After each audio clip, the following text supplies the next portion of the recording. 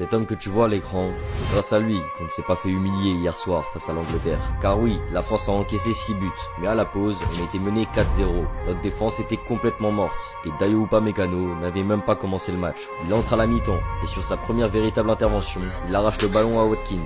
Quelques secondes plus tard, Mbappé marque le premier but français. À la 58e minute, Spence part encore en contre. Upamecano revient, ferme l'espace et signe un tacle qui empêche l'Angleterre de se retrouver en position idéale. Mais ce qui rend son match exceptionnel, c'est qu'il a joué défenseur, milieu, mais aussi bien attaquant. À chaque récupération, il avançait, il cassait une ligne, il donnait une passe verticale, puis il remontait immédiatement pour maintenir la France dans le camp anglais. Et à la 96e minute, il récupère le ballon, trouve Dembélé dans l'axe, et Dembélé ramène la France à 5-4. Même dans les dernières secondes, c'est encore Upamecano qui refuse d'abandonner. Avec lui sur le terrain, les Bleus gagnent la seconde période 4-2.